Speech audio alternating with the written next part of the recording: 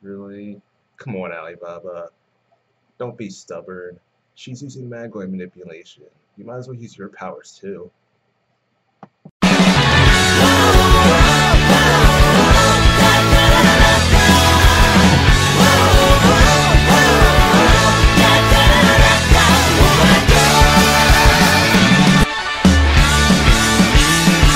Yo, you guys, this is Blacklist of the Abyss, and you've just watched my new intro.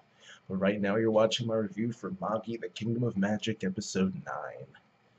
Now, the beginning of this episode is pretty much just a transition from Aladdin to Alibaba, and he's the focus of the rest of the episode. His story is that he had all this stuff stolen by these pirates who tricked him.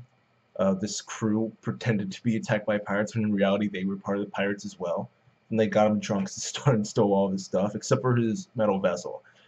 His grip on that thing was so tight they couldn't get away from him. But there's this kind of funny moment where he's just like sitting on the streets of Lame, and he just like he starts to fall into depravity, saying that he's never trusting anyone again. His rook is all dark and everything like that. It's actually kind of funny because we know he's not actually. It's actually kind of scary when you think about it, because I wouldn't put it past the anime to have him to pull some more crap where he turns into a dark Jinn metal vessel user, whatever crap. The point is that it's supposed to be a joke, that Alibaba would never fall into depravity like that. It's just a joke. But then I remembered that, oh yeah, that's right. The anime did some anime original crap where he did actually fall into depravity. So it's not as funny anymore. But he ends up getting up and dragging himself over to Ramal's gladiator training school, and he gets turned away by Toto. He kind of, rather than getting turned away, he was kind of just sent flying. But the pirates also stole his letter of introduction that Sinbad gave him. So Toto says, "All right, fine, I'll let you in if you can beat me." But he's hungry. He's barely eaten anything, and who knows how long? Who knows how long it's been? But he hasn't eaten anything forever, except for that one piece of bread that woman gave him. So he's fighting on an empty stomach, and he can't fight on an empty stomach. So he's easy prey for her. But after he gets sent flying, he actually runs into the Nando brothers, those guys who stole all of Sinbad's stuff when he was asleep. Then they joined the Phantom Troop, and they were involved in Balbat as well. Apparently they're rich now. They went to the Lame Empire. Now they own a few casinos and everything, and they're rich. And he takes them in, and Shambal Ramo is actually watching them as they take him in. And once Alibaba wakes up, they bring him to one of their casinos to get food.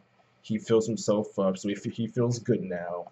And while he's eating, he ends up learning that more than half of the gladiators at the Colosseum are actually slaves. So he realizes that it's not the Colosseum isn't as good as he thought it was. But again, we kind of already knew that slaves were in the Colosseum thanks to Mosfer.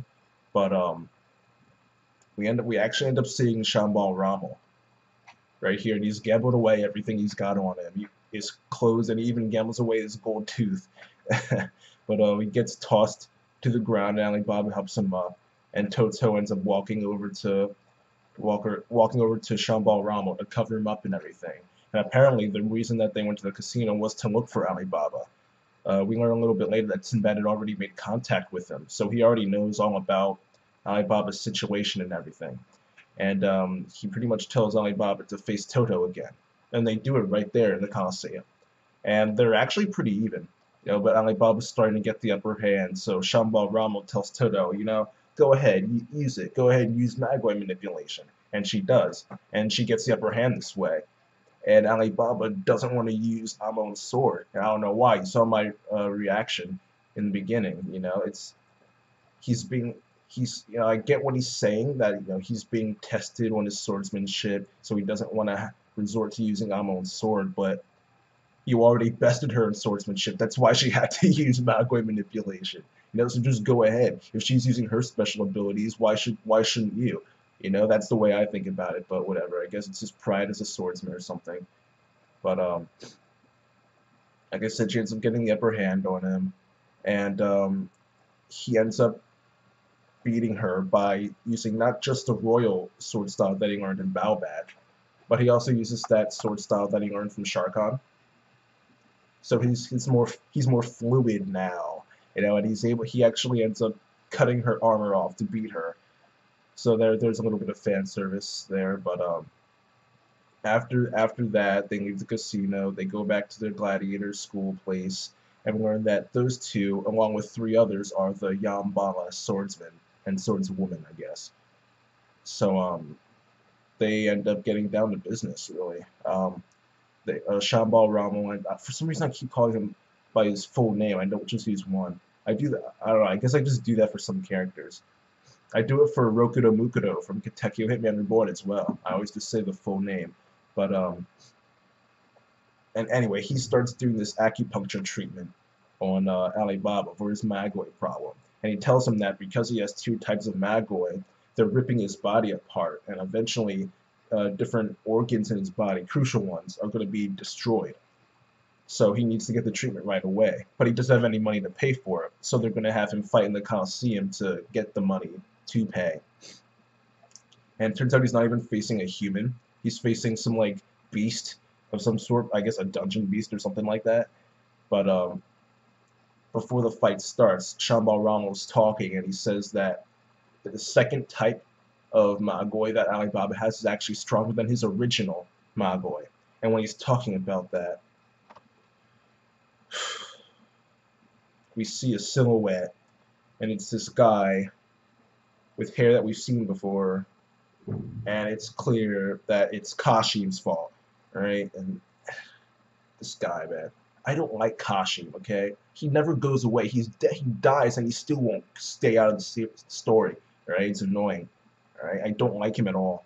He's a loser, all right? He had no reason to start that war. He couldn't even think of a reason, yet he started one anyway for like literally no. I don't like Kashim. From what I'm told, if you read the manga first, you like him more. But since I read the anime before the manga, and the anime ruined Kashim, according to people, that's why I don't like him. But I don't know. I just don't like Kashim. But the episode ends up ending with Scheherazade, the Magi of the Lame Empire, and she's watching Alibaba, and we see his Rook flying around too. But yeah, that's the end of the episode. In the preview, we see that they're making Alibaba fight without his metal vessel, without his actual sword, which I can understand. In the fight against Toto, I think it was fine for him to use it, but in the Coliseum, I think it's kind of unfair. So, well, then again, other people use Magi manipulation too, and they're probably still testing it or something.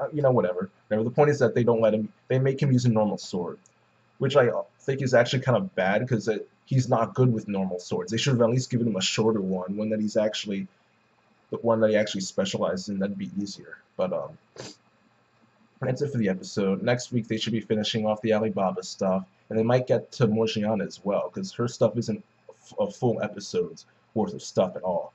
But yeah, I didn't check for filler this week just because I'm behind in manga, so I'd rather read new chapters and go back to read all old ones to check for filler. But I just didn't get a chance to check. I'll just assume that everything was fine though. I'll give them the benefit of the doubt. But as for this episode,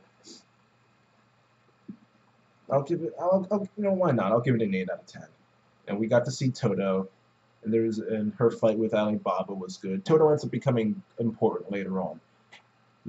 She wasn't important a few chapters ago, but now all of a sudden she is. So, like it's not something it's something that's recent, right? So she's important now. But she got introduced. We saw her fight with Alibaba. That was good. He started his treatment, went to the Coliseum. It's good, I guess. Why not? I was going to give it a 7.5 at first, but I'll settle for an 8. An 8 out of 10. But that's it for now, you guys. Rate, comment, subscribe, and I'll see you guys next time.